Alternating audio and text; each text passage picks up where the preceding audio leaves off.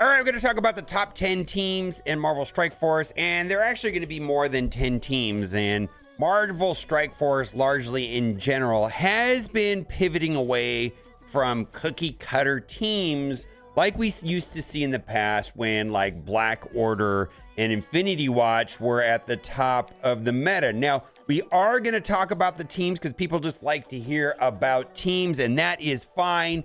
So we're gonna go from arena, we're then gonna go to raids, then we're gonna go into Cosmic Crucible and into Alliance War, and that just happens to be the order that I prefer to look at it, because arena for me is where I'm gonna get my primary source of cores, depending on where I place in the arena, and also in general, characters that do well in arena are going to perform well in other game modes. So my number one recommended team right now in the game is going to be Secret Defenders, specifically the three-piece consisting of Black Cat, Robbie Reyes, Ghost Rider, and Ms. Marvel Hardlight. This is a very important team, which also includes Photon and Doctor Strange, but I don't really use Doctor Strange anywhere. And Photon absolutely gets used inside of Alliance War. Black Cat, it's an amazing character, probably a top 10 character easily in the game. And I think Black Cat's going to have a very long shelf life just because of this spawn mechanic where she clears revive once from all enemies. And then if any enemy has revive once, gain revive once. So she's going to be effective as a plug and play character for a long time. Now, currently, Secret Defenders are useful in 3 of the game modes I mentioned. Absolutely dominant in Arena, as well as Crucible, and also in Alliance War. So I highly recommend the Secret Defenders team. I will say this before I moved on to team number 2 is largely any of the characters on these lists right here shown in my save squads arena are good plug and play characters. I'm comfortable in suggesting that these are good characters worth upgrading as far as possible. I don't think you're going to regret any of the characters shown on the screen here upgrading them, because they're good in multiple game modes. Now, I want to go to raids, and raids is tricky. And I want to say that my suggestion is to focus on a couple of these raid teams here because they're good in several game modes. And then there also are raid teams that I'm going to say don't upgrade them much. And this is going to require some communication with your alliance to find out what your alliance is trying to do in raids. And in some cases, some of these teams here, you probably don't want to upgrade them that much, just enough to get through the raids. Now, the exception to that is going to be the top 2 teams here, which is my number 2 team that I recommend in Marvel Strike Force, which is going to be Extreme X-Men. And then right behind it is going to be Hive Mind. Both of these teams are very good in raids, and they excel not only in Crucible and Alliance War as well. So these are teams that are good in 3 game modes. So these are my favorite teams right now. Extreme X-Men, I'm going to suggest that who to put the resources is going to be Gambit and Nightcrawler. By far, those are the 2 strongest. And if you didn't want to put a lot of resources into the other 3, completely makes sense, because Gambit and Nightcrawler, in my opinion, are going to have the longest shelf life and going to be the most useful in the most amount of game modes. Even Nightcrawler I'm using at times, even in the arena, 4 game modes. I mean, 4 game mode character is about as good as it gets.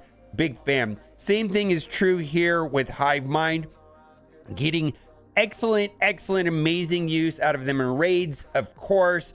But also, they're just turning out to be superstars in Cosmic Crucible. And then they do have a limited use inside of Alliance War as well. As far as the superstar is going to be Void Knight on this team. If you want to take Void Knight up all the way, that makes a lot of sense to me, because Void Knight is going to be a plug and play character and useful in multiple game modes. Now, I am going to come back to these other 3 raid teams because I do think they're important, but I want to call out one other team as being important before I move to the other 3 raid teams, and that is going to be Superior 6 or Sinister 6. And there's a couple variations of this team, and the superstars, in my opinion, are going to be Vulture, Doc Ock, and Green Goblin. They are amazing characters and going to get a lot of use out of many game modes. Now, unfortunately, this team is not that cookie cutter, or fortunately, I think it's a good thing. I'm glad they're not cookie cutter. You can kind of mix and match and get what you want to do. For example, these 5 are right here, what I use inside of War. And then if you look right here, these are the 5 that I use in Cosmic Crucible. I do want to say that Vulture and Mysterio seem to work well in both game modes, and so does Doc Ock and Green Goblin. But depending on the game modes, you know, Kraven and Spider Slayer and Lizard are being switched out. But this is absolutely one of my favorite teams, easily makes the list. Now, we're going to be going into raid teams, and I want to say this about raid teams. I'm going to point out the characters that are worth upgrading as high as possible, and you're going to kind of have to lean into your alliance and understand what your alliance is trying to do inside of raids, and maybe only upgrade these teams as needed. You know, if you're able to get through a node, maybe stop upgrading them, because raid teams absolutely are a trap. We look at Power Armor and Web Warriors, and even to a lesser extent right now, Death Seed and Rebirth. I mean, they're just not that good once there's a new raid team that is introduced to the game. Maybe the raid team will be good in multiple game modes. Maybe they won't. And that's why I'm the most excited about the 2 that I already talked about, is because they're good in multiple game modes. Now, Pegasus does have some use outside of raids. I mean, I've seen people use them in Crucible, a limited amount of use in Alliance War. They definitely do get played there. But I don't feel like this team overall in general is as useful outside of raids like the Extreme and the Hive Mind are currently. As far as superstar on the team, that's Kestrel. Kestrel you could take as high as possible, and then his second importance is going to be Rescue, because Rescue is the one that revives the team, and when you're playing against Pegasus, typically you're trying to get through the Rescue first. So I upgraded my Rescue a little bit more than the rest of the team. But in general, Kestrel to the moon. Take the rest, the other 4, as high as you see fit to get through the nodes. I definitely overdid this, but we're coming out with new difficulties on the Incursion raids. Incursion 2 difficulty, which is going to be a lot harder than what we have right now. And so depending on where your alliance is and what your alliance wants to do in raids is going to largely depend on how much you have to upgrade these teams. But in general, all those resources that I put into like Power Armor and Web Warriors and even Symbiotes way back in the day felt bad. It just, raid teams feel bad when they're replaced with a newer team, and sometimes it just feels like it was a waste of resources. And that's what these last 2 teams here are to me. I think they're potentially a trap, and do what you got to do to get through your raids. And Bifrost has limited use outside of raids, meaning Bifrost can be used inside of Alliance War. Vol is an excellent character, and you can see that I've got Vol at 98, where the other ones are at 95. Vol, I think, is plug and play. I get use out of her at times in Cosmic Crucible, and she is very good inside of Alliance War. So there you go. Other than Vol, I don't know about upgrading this team too much.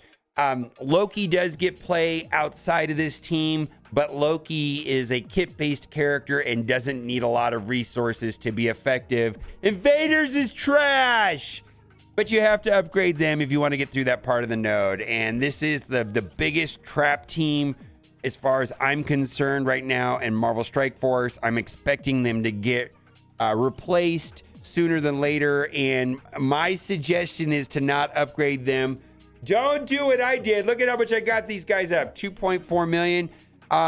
You know, if your alliance is hyper competitive, you got to do what you got to do. But this is the team that's going to be replaced, and all of these resources that I put in these characters is going to feel bad. The only one of these characters that might have a home outside of this team when this team is no longer being used is going to be Nick Fury. And even Nick Fury is a kit-based character, but the resources, don't do it. Don't do it. Oh my God. I can't take my own advice, but I got to get through the raids. So anyways, hopefully this team will be replaced. And if I'm going to guess, this team is going to be replaced, then Bifrost is going to be placed, and then, Pegasus will be replaced and so on. But we will have to see. Like I said, take them as high as needed, but not more. You want to put the power into your arena characters and your arena teams and your PvP teams, which could be Crucible, and then to a lesser extent, Alliance War. Now, I want to go over the Crucible teams I like. Now, I already went over Superior 6 and Sinister 6. These teams that I'm going to talk about here generally are only good in Crucible, and that's going to be New Warriors. And New Warriors are good right now in Crucible. They have a small boost right now in Alliance War, but largely that has proved to be not that big of a deal, a little bit ineffective. I don't have any suggestions of any of these being superstar outside of their team. A lot of them are okay out of the team, but in general, this seems to kind of be a one-trick pony with Cosmic Crucible. Don't know what's happening here. This is glitching out, but this is Masters of Evil. The only character in here that I'm ultra hyped about is Kang. Kang is an amazing plug-and-play character. The weakest on this team is going to be Ultron.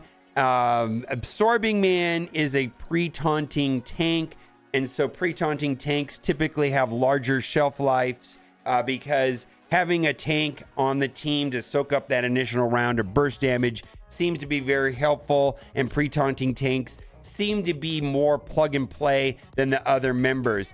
We've got Unlimited, which is starting to be phased out. I would not put a lot of resources into Unlimited other than Gambit and Rogue. Those seem very helpful. And then lastly, Infinity Watch. Now, I'm really reluctant, and I have been reluctant to recommend Infinity Watch, but this team just seems to be good much longer than the team should have been. Like, this team has been out for like 3 years now, and it's still very good. And I'm using Infinity Watch not only in Cosmic Crucible, but Alliance War. And a year ago, I said the same thing. It's like, it's an older team. They've seen better days. And they keep going and going and going. I don't know what's going on with Infinity Watch, but they're still good. I'm still upgrading them. And I don't know what to say. I just actually have gotten a lot of bang out of the buck on Infinity Watch. And I wish that a year ago or 6 months ago or 18 months ago, I would have put more resources into them then, because they would still be good now. They seem to be the exception to the rule. Now, I want to talk about War. And largely here, we've got Superior 6, Sinister 6, amazing in multiple game modes. Out of Time. Out of Time seems to be good inside of Alliance War. Limited use right now in Cosmic Crucible. But the superstar is, without a doubt, Black Knight. I'm going to say that Black Knight is probably the third best character in the game. Best character in the game, Super Skrull. And second best would be Apocalypse. And then Black Knight is up there as probably the third best character. So I'm not really sure if they're going to be highly effective in Cosmic Crucible, but in War, they absolutely wreck nerds. And so I'm putting resources into them because before Mephisto, this is going to be a very menacing team on defense. But I'm also talking about this in order because I feel like Arena is more important than Raids, and Raids, are up there with Crucible, and Crucible is probably less important than Raids. And then War for me is the least important. So just keep that in mind. As far as being very, very strong inside of War is going to be the 3-piece Undying. Not a lot I can say about them. They're very, very good inside of Alliance War. I've had limited success with them inside of Cosmic Crucible, but they are absolutely the best inside of War. Nowhere is kind of a trap team. It just is. The member on the team that is amazing is going to be Nova, but the rest of the team, I'm not having a lot of luck using outside of War. This seems to be a one-trick pony, and Nova is the superstar. Gamma, I hate to say it, they're really, really, really good in War. They're starting to fall off, even in Crucible. The superstar, of course, is going to be Red Hulk, and Red Hulk paired up with other Horsemen and or Apocalypse seems to be a thing. And then lastly, we've got Infinity Watch. Now, before I wrap up the video, I just want to acknowledge there are some really good characters in Marvel Strike Force that are not considered to be a team, but they are effective in multiple game modes. All of these characters here are good in Crucible and in War in their respective 2-piece or 3-piece or plug-and-play team. Eternals, can't ignore Eternals, can't ignore Tangled Web. Kang is amazing, so many game modes.